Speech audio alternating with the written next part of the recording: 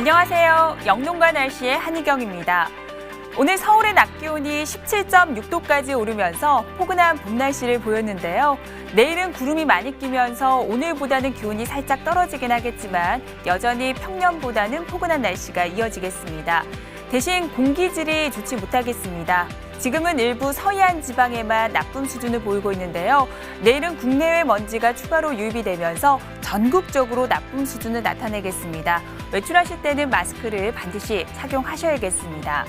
또 중부지방에서는 비 소식이 있습니다. 주로 낮 동안에 내리겠는데요. 양은 5mm 안팎으로 적겠지만 천둥, 번개가 치는 곳이 있겠습니다. 또 해안과 내륙, 산간지방에는 매우 강한 바람이 불겠는데요. 일부 지방에서는 심한 돌풍도 예상되는 만큼 비닐하우스를 비롯한 시설물 관리에도 신경을 쓰셔야겠습니다. 지금 서해안에 따라서 먼지와 함께 안개가 점차 짙어지고 있습니다. 내일 오전까지는 서해안 곳곳에 매우 짙은 안개가 끼면서 약한 이슬비가 내리는 곳도 있겠습니다. 내일 중부지방은 저기압의 영향을 받겠고 남부지방은 이 고기압의 가장자리에 들겠습니다. 따라서 남부지방은 대체로 구름만 많이 끼는 날씨를 보이긴 하겠지만 중부지방은 흐린 날씨 속에 아침에서 오후 사이에는 약하게 빗방울이 조금 떨어지겠습니다. 또 내일은 서해안과 동해안을 중심으로 강풍특보가 발효되겠습니다. 아침 기온은 춘천이 3도, 강릉이 12도 등으로 오늘과 비슷하거나 조금 높겠고요. 북한 지방은 강계가 영하 3도, 함흥은 1도에서 출발하겠습니다. 한낮의 기온은 오늘과 비슷하거나 조금 낮겠는데요. 서울이 14도, 강릉 17도, 전주, 광주 20도, 대구는 22도로 포근한 날씨를 보이겠습니다. 북한 역시 함흥이 9도, 평양은 15도까지 오르겠습니다. 자세한 해상 날씨 보시겠습니다. 내일도 서해상에는 매우 짙은 안개가 끼는 곳이 많겠습니다. 물결이 점차 높아지면서 남해와 동해상에는 풍랑특보가 내려지겠습니다. 날씨 정보였습니다.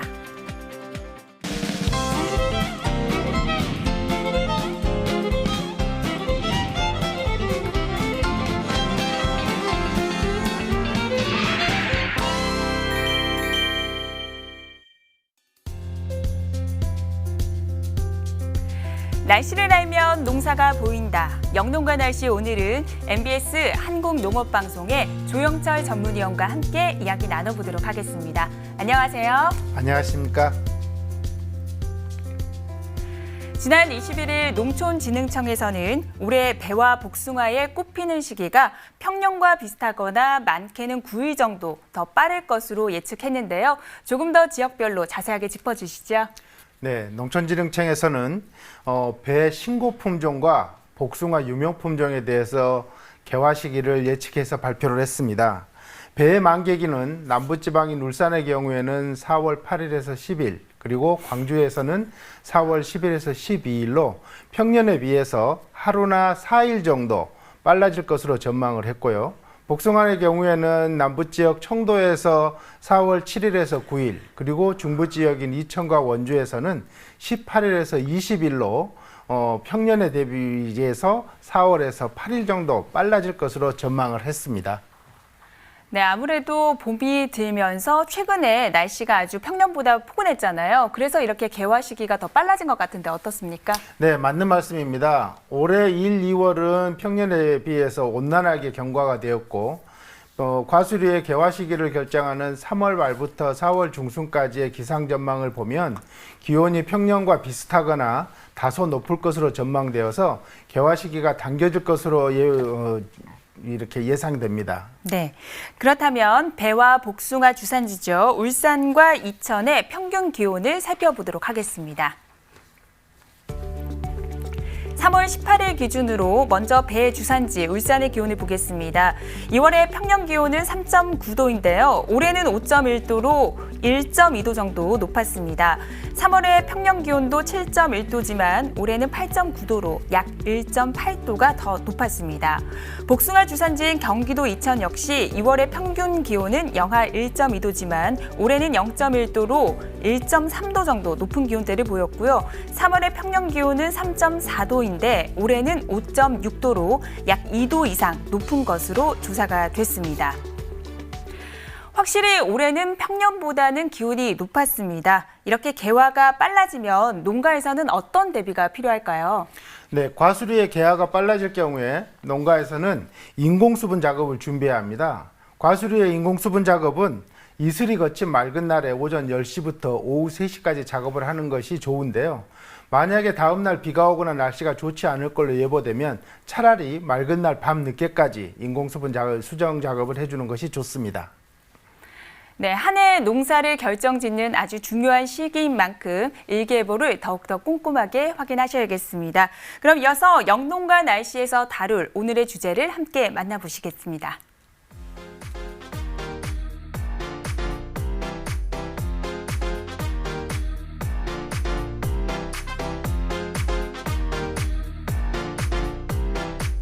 네, 앞서 올해는 배와 복숭아의 개화 시기가 조금 더 빨라질 것이라고 예상을 했습니다.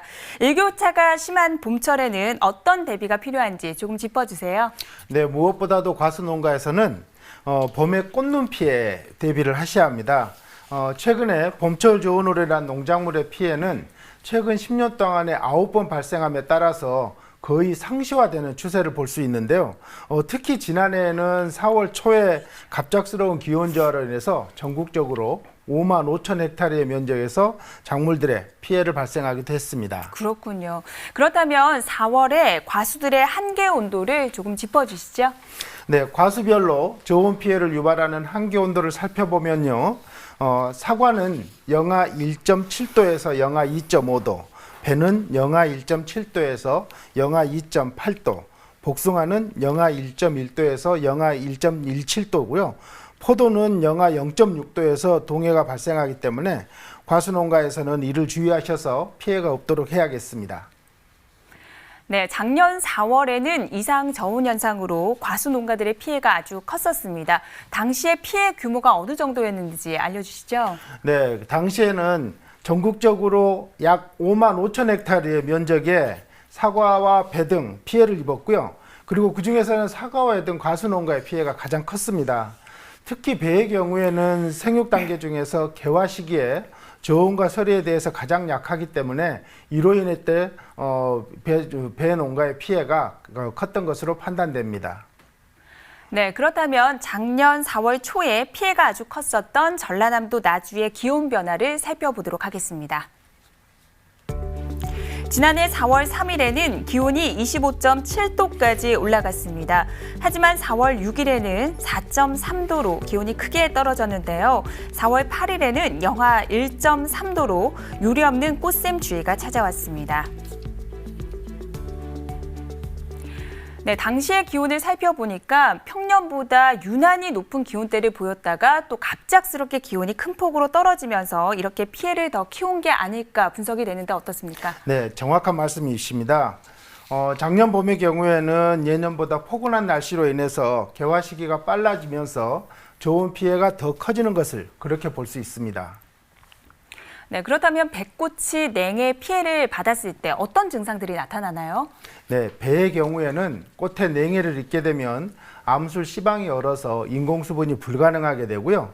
또 힘들게 열매를 맺더라도 당도가 떨어지고 모양이 고르지 않아서 상품 가치가 떨어지게 됩니다.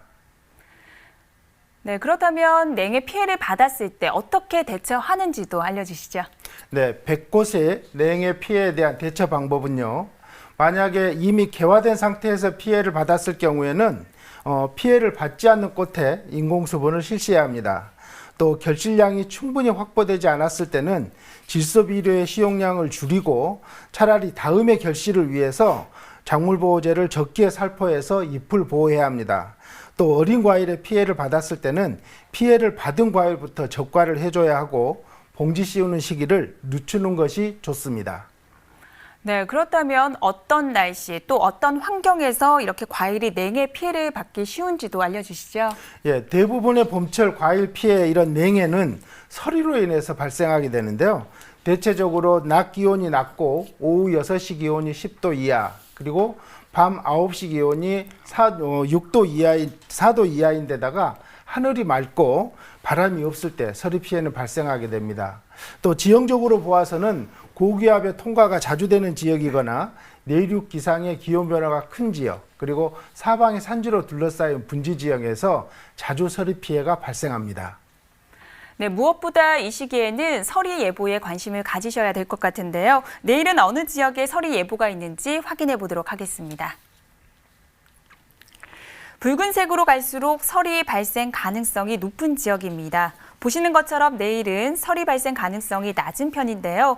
다만 강원도 평창, 전남 곡성, 경남 밀양은 확률이 70% 이상으로 조금 높으니까요. 해당 농가에서는 주의를 하셔야겠습니다.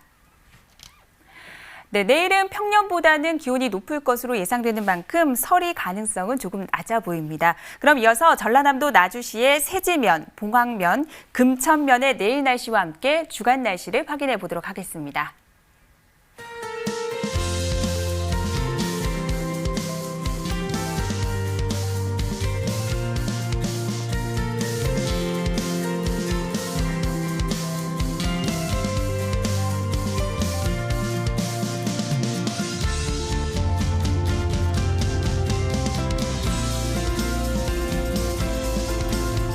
네, 오늘은 봄철 과수 꽃눈 피해에 대해서 알아보고 있습니다. 위원님, 배 다음으로 작년에 사과 피해도 컸었던 것으로 기억을 하는데 그 규모가 어느 정도였나요? 네, 사과 주산지인 경상북도에 대해서 말씀을 드리면요.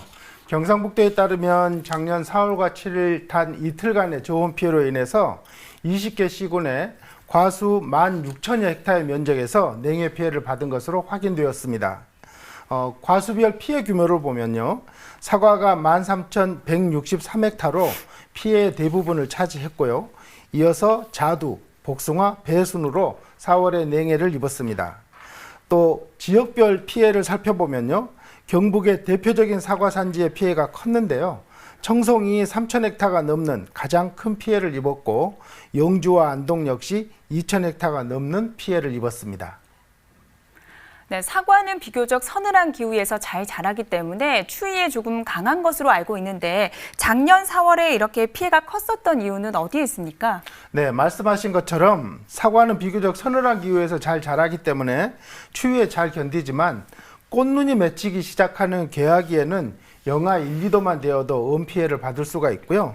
또 실제로 영하로 기온이 떨어지지 않더라도 좋은 지속 기간이 길 경우에도 엄 피해를 받을 수 있답니다. 네, 그럼 작년에 피해가 컸었던 청송의 최근 일주일간의 기온 그래프를 살펴보도록 하겠습니다. 경상북도 청송의 최근 일주일간의 기온 그래프입니다. 청송은 오늘 최고 기온이 17.3도, 최저 기온은 0.5도로 기온차가 15도 이상 크게 벌어졌습니다. 내일은 최저 기온이 영하 1도, 낮 최고 기온이 21도로 일교차가 무려 20도 이상 큰 폭으로 벌어질 것으로 예상되는 만큼 주의가 필요한 상황입니다. 네, 청송은 내일 낮에는 무척 포근하겠지만 아침, 저녁에는 꽤 추운 날씨를 보이겠습니다. 위원님, 사과가 냉해를 피해를 받게 되면 어떤 증상들이 나타나나요? 네, 사과의 경우에 개화기 전후에 피해를 받게 되면 암술머리와 배주가 흑색으로 변하게 됩니다. 또 어린 잎이 어른 서리의 피해를 받게 되면요. 마치 물에 데친 것 같은 모양이 되고 검게 말라 죽는 그런 모양을 띠게 됩니다. 그렇군요. 그렇다면 대처법은 어떤 것들이 있을까요? 네, 사과의 저온 피해, 특히 개화기의 피해는요. 이런 피해를 입었을 경우에는 사전에 일정량의 꽃가루를 확보하셔야 하고 이 남은 꽃가루를 가지고 인공수분을 해주셔야 하는데요. 사과의 경우에는 아랫부분보다는 윗부분의 꽃이 피해를 상대적으로 덜 받기 때문에 이 부분에 중점적으로 인공수정을 해주셔야 합니다. 또 어린 과일의 피해에 대비해서 피해 상습지에서는요. 1차, 2차 적과는 약하게 해주셔야 하고 마무리 적과를 할 때 확실한 과실을 남기는 것도 한 가지 방법입니다. 네. 이외에도 봄철 과수꽃눈의 피해를 예방하기 위한 방법들이 있다면 조금 더 짚어주시죠. 네, 설이나 저온에 대비한 봄철 꽃눈 피해를 예방하는 방법으로는 방사팬을 돌려주는 송풍법과 그리고 살수법, 연소법 등이 대표적인데요. 먼저 송풍법에 대해서 말씀을 드리면요. 방사팬으로 상층의 더운 공기를 아래로 불러내려서 과온 아래에 있는 차가운 기온들, 그런 공기들을 없애주어야 합니다. 그리고 이때 설정 온도는 발화 적원에는 2도 전후, 그리고 개화기 이후에는 3도 전후로 맞춰주어야 합니다. 살수법은 스프링클러로 물을 뿌려서 물이 얼음으로 변할 때 나오는 그러한 열을 이용하는 방법으로서요. 과원 온도가 1도에서 2도가 되면 해가 뜰 때까지 물을 뿌려주어야 합니다. 마지막으로 연소법은 왕겨나 톱밥 등을 태워서 과원의 기온이 떨어지는 것을 막아주는 원리인데요. 불을 붙이는 점화수는 10헥타르당 20개 정도가 적당하고요. 과원 주위에 주로 많이 분포를 함으로써 화재 사고에 대한 예방도 필요합니다. 네, 이렇게 봄철 과수 꽃눈 피해 예방법까지 알아봤습니다. 위원님, 농가 피해를 보상받을 수 있는 농작물 재보험이 있다고 들었는데 조금 설명 좀 부탁드릴게요. 네, 그렇습니다. 봄철에 이상저온뿐만 아니라 작년과 같이 폭염, 그리고 우박이나 태풍 이런 여러 가지 자연재해로 인한 농가의 경영 안정성을 향상시키고 소득 안정을 위해서 농작물 재해보험 제도가 있는데요. 농가에서는 이러한 재해보험에 가입을 함으로써 농작물 피해에 의한 손실을 대비하는 것도 한 가지 방법이라고 할 수 있습니다. 네, 최근 농작물 이상 저온 현상이 자주 나타나는 만큼 미리미리 대비를 잘 하셔야겠습니다. 이번에는 사과 주산지죠. 경상북도 청송군의 현서면, 안덕면, 분안면의 내일 날씨와 함께 주간 날씨까지 확인해 보겠습니다.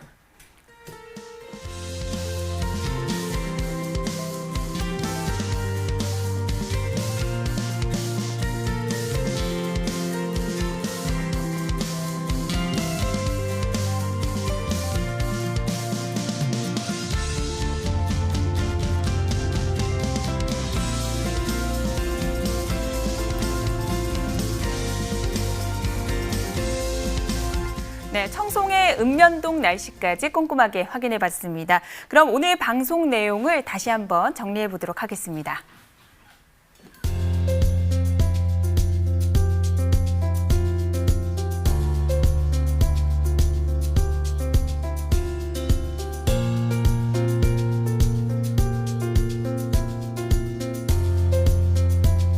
이번에는 병해충에 대해서 이야기 나눠보는 시간입니다. 오늘은 어떤 질문이 올라와 있는지 함께 만나보시죠.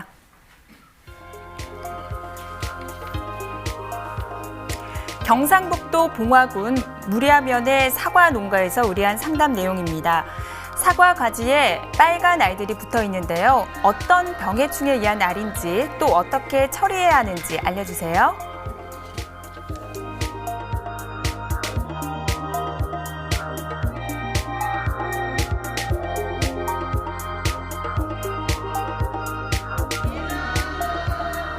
네, 진단 소견으로는 나방류의 알로 추정을 했는데요. 봄철 사과 농가에서는 어떤 종류의 나방에 대해서 주의를 해야 하나요? 네, 특히 봄철에 사과 농가에서는 주의해야 할 나방의 종류로는 사과 애머무늬 잎마리 나방과 사과 무늬 잎마리 나방 등을 주의해야 하는데요. 봄철 사과나무의 바라기에 나무의 접히 등 이런 틈에서 월동한 어린 유충이 꽃봉오리가 피기 시작할 무렵에 잠복처에서 나와서 꽃과 화총을 갉아먹음으로써 과수를 해치고 피해를 주기 때문에 주의하셔야 합니다. 네, 정말 이 시기에는 꼼꼼하게 과수 나무를 살피셔서 미리 피해를 막아야 할 것 같은데요. 그렇다면 방제 방법도 설명 좀 부탁드릴게요. 네, 먼저 유충의 밀도를 월동하는 것이 얼마나 되었는가 자세히 살펴주셔야 하고요. 그리고 약제 방제 적기는 알에서 유충이 부화하는 시기입니다. 만약에 5월 이후에는 성페로몬 트랩을 이용해서 발생 예찰을 해야 하는데요. 성충의 발생 최성기 7일에서 10일 정도가 지난 다음에 작물 보호제를 이용해서 상부와 내부까지 골고루 충분히 약제를 살포하는 것이 바람직합니다. 또 잎마리 나방류의 발생 밀도를 낮추기 위해서는 신초의 신장을 일찍 멈추게 하는 것이 효과적인데요. 그러기 위해서 적정 질소 비료를 시용해서 2차 신초가 신장하는 것을 억제하는 것이 좋습니다. 네, 오늘은 봄철 이상 저온으로 인한 꽃눈 피해와 예방법에 대해서 알아봤습니다. 도움 말씀 주신 조영철 위원님 감사드립니다. 수고하셨습니다. 네, 내일도 전국적으로 미세먼지 농도가 나쁨 수준이 예상됩니다. 외출하실 때는 마스크를 반드시 착용하셔야겠습니다. 저희 영동과 날씨는 내일 저녁 8시 30분에 찾아뵙겠습니다. 고맙습니다.